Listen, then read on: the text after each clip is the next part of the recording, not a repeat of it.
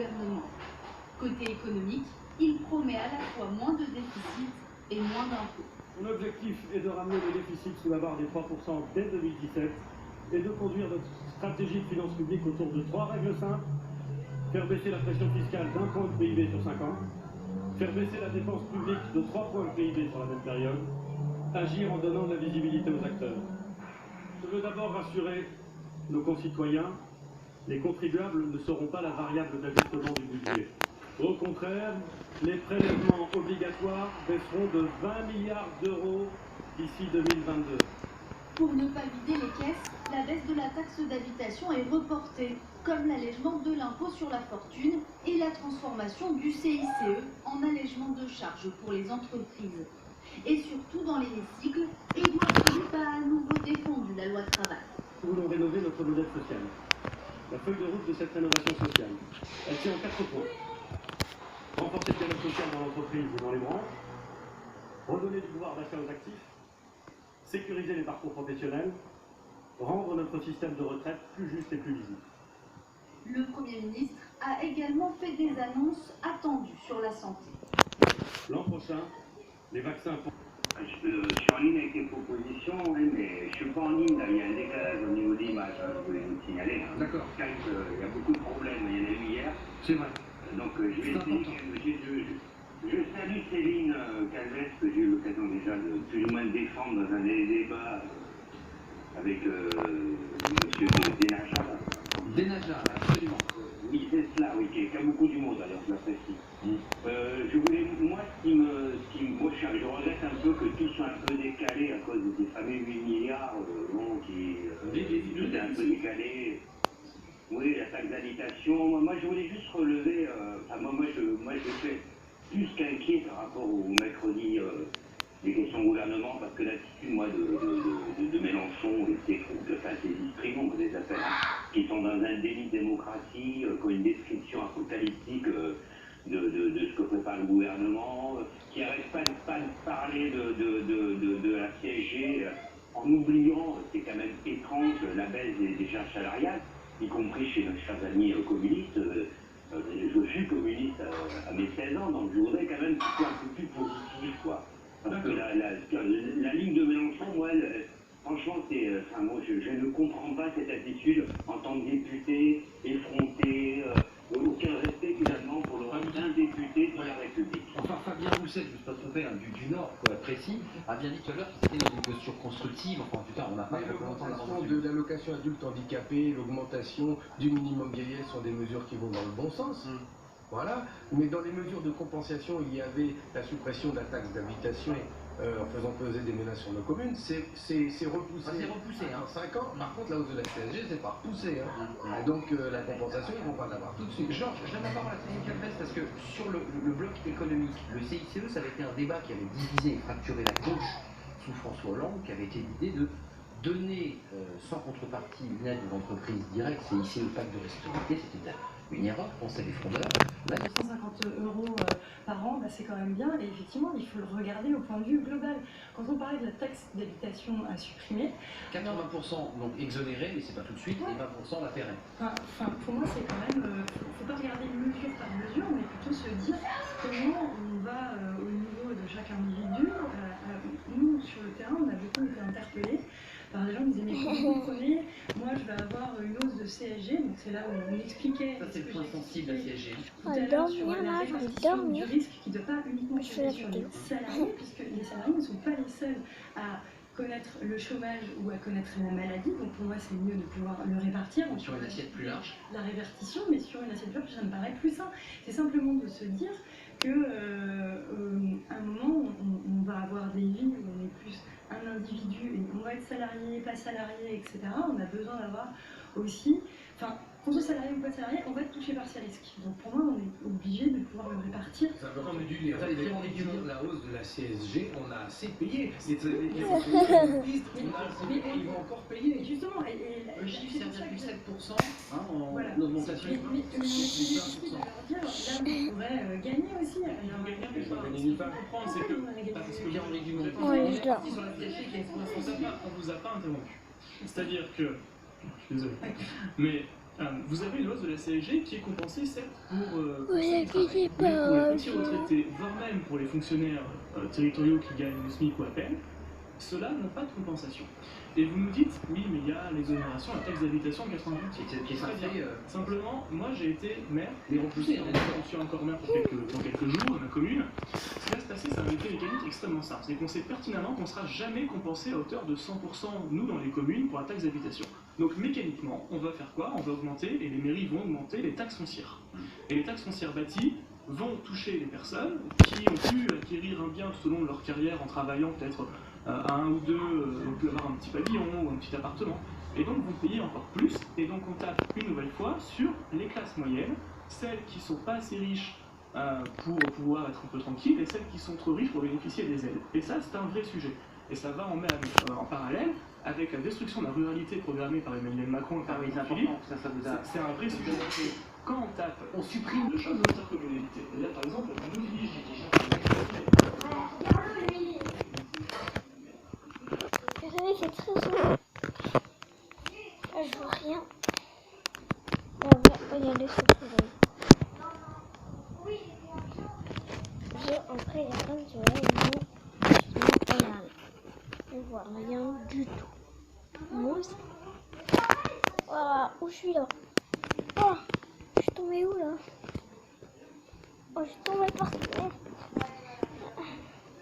Où elle est la sortie? Oh, oh, est-ce qu'elle est la sortie? Oh, oh.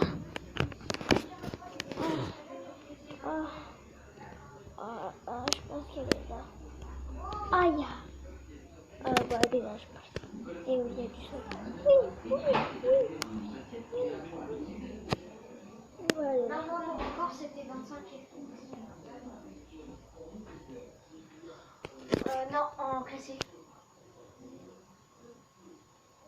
Bon, déjà, c'est bien pour moi parce que j'ai Twitch et j'ai bien défoncé. Mais, ils m'ont détruit. J'ai pas pu le détruire, ils m'ont détruit avant. Ce que vous avez entendu, c'est pas moi, c'était mon frère. What? Oh, du soleil, j'y vais.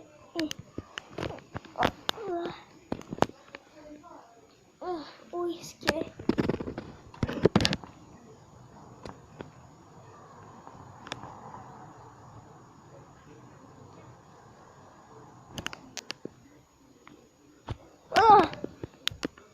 C'est quoi?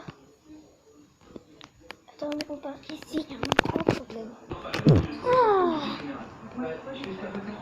Là, ça fait du bien.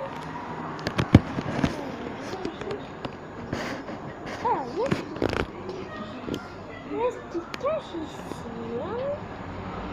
Eh bien, évidemment, il y a le linge. Ça, c'est très marrant. Là, il y a une pièce, il y a un mystère.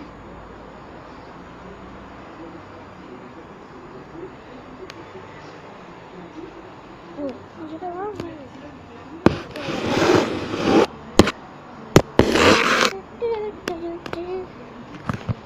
Vous allez voir au début.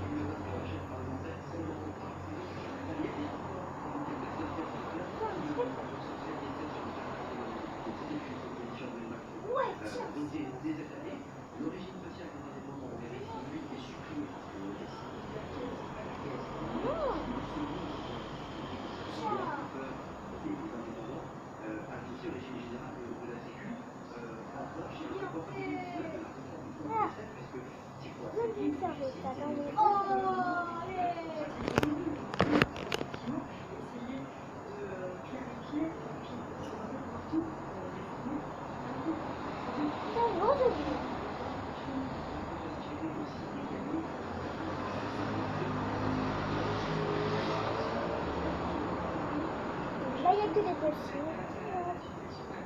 Ils se posaient pas. Hein.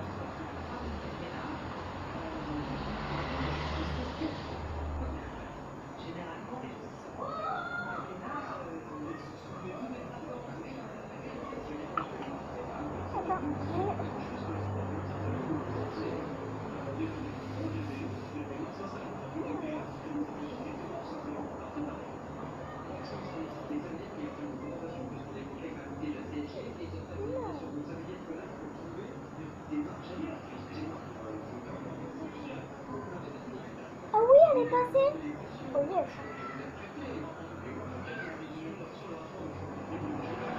Regardez les petits.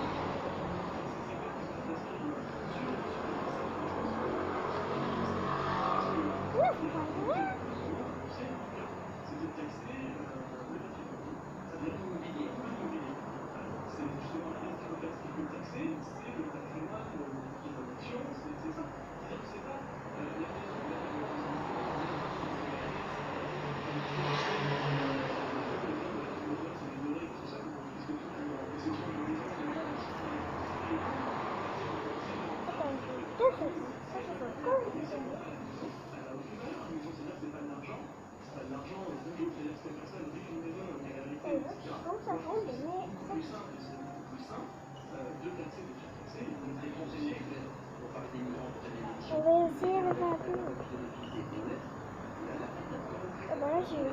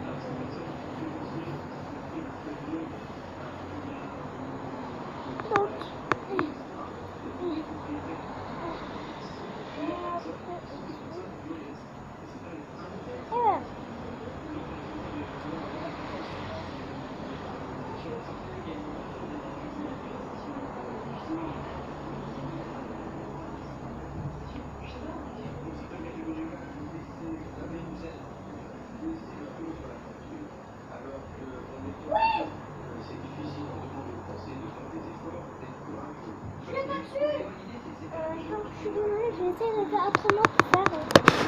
Vous voyez, on va se lever. Et voilà. Les valeurs immobilières, alors que les 500 plus grandes fortunes de France totalisent à elles seules 571 milliards. Regardez, il y a deux fois. Augmenté Viens là, de parce 10% que là, il y a en un an de temps. L'année prochaine, leur fortune va être de combien? avec ça, donc voilà, il y a des grosses éloignes. Et le salaire de Ça l'ouvrier, commence. il va augmenter combien? Moi, je veux voir cette comparaison. Et Mais je ça pense que commence. c'est toujours au même qu'on va demander. Ça, c'est marrant. C'est-à-dire à ceux qui travaillent, aux salariés, aux retraités. Mais... Donc ça va être la fin de cette vidéo, j'espère que ça vous a plu. Et n'hésitez pas de mettre un commentaire ou vous abonner ou mettre un pouce bleu ou mettre un pouce rouge. Ça ne gêne pas si j'ai plein de pouces rouges. Ça ne gêne pas du tout. Donc si vous avez vu la vidéo, écoutez-moi, voilà, c'est mieux. Voilà. Donc j'espère que ça vous aura plu et abonnez-vous.